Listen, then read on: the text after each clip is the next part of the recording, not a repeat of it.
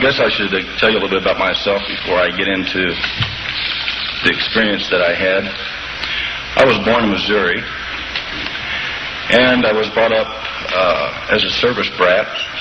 My father was a career man in the Air Force. I went to school in Japan, Germany, France, and Hawaii. I jumped around quite a bit, so I didn't get much of an education when I was young. But I did finish it all later. When I was 17 years old, I went into the military service, United States Navy. And my first duty station was in Jacksonville, Florida. And then from there, I went over to the Far West Command.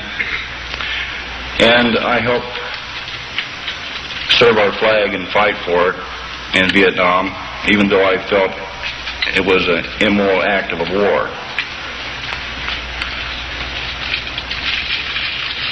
Then, coming out of the service, I went back to Missouri and spent a couple of months there. And I went home to Nebraska, where my folks were. And I wasn't making very much money being out of the service, you know. $2 an hour being a clerk wasn't my bag, really. So I wanted newer fields, so I always wanted to be in law enforcement. So I talked to my father about going into law enforcement, and he decided that the State Patrol in Nebraska would be a good idea. So we filled out the forms and everything, and I had to go to the Ashland, Nebraska, to the police department to get a police check.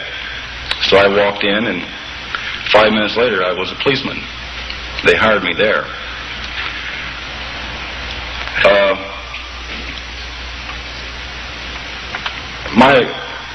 My life before this happened as a police officer, the short time I was a good one. I enjoyed it. I enjoyed working with the public and serving the community and serving the laws of the state.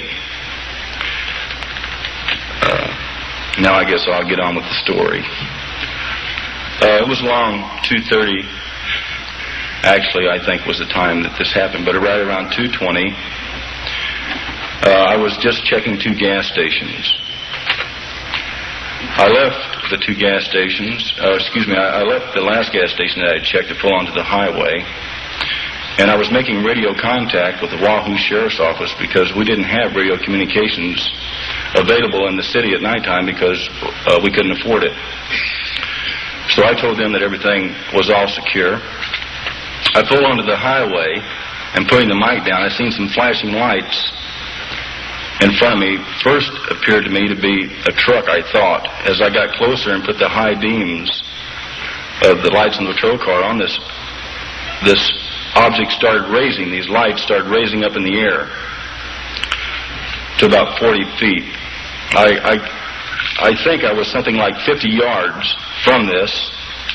These lights were flashing, and as they got bigger, as I got close to it, seemed like they were red flashing lights coming out of a porthole, which sort of circled the craft.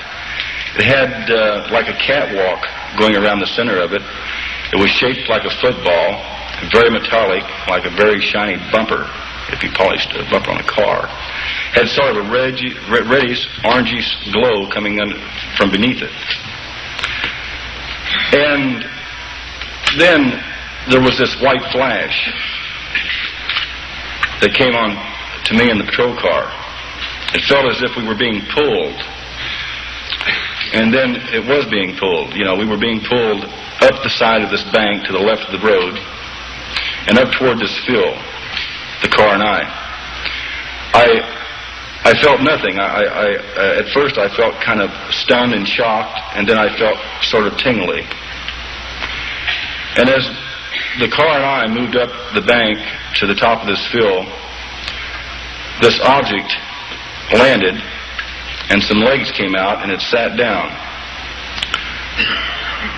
I was just sitting there really motionless. I couldn't move. I may have even had my mouth open. I don't remember, being probably scared. this hatch came open. And this light came out of the hatch, and this form came down and looked the form of a human being. And this form started walking toward the patrol car with an object in both its hands. Appeared to be hands. And he was walking straight toward the patrol car. As he was doing this, another form came out and started walking toward the patrol car also. As this being got in front of walked up to the front of the patrol car with this object in his hand, which looked sort of a squarish oval type. It looked like it had a lens in front of it. And the only thing I could think was, oh my God, what's going to happen now?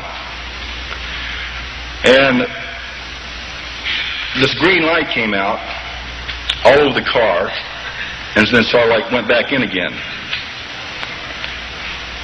And I felt a sensation then, and then I felt nothing, like I was just there and that was it. And this other being started walking up toward the car. I was sitting straight, looking straight. I couldn't even move my head.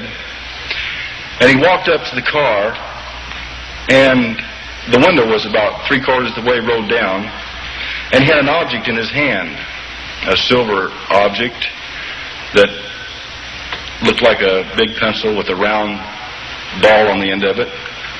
And he pressed this against the side of my neck, which I felt some pain from, and said, ouch. Then he stepped back, and I sort of sat there, and he opened up the car door and just went like this. And I sort of raised up out of the patrol car, and I was looking at him, and he was looking at me. And he said, "Are you the watchman of this town?" And my response was, "Yes, sir." He said, "Come with me, watchman." And we started moving toward the spacecraft, and it felt like I was walking on air.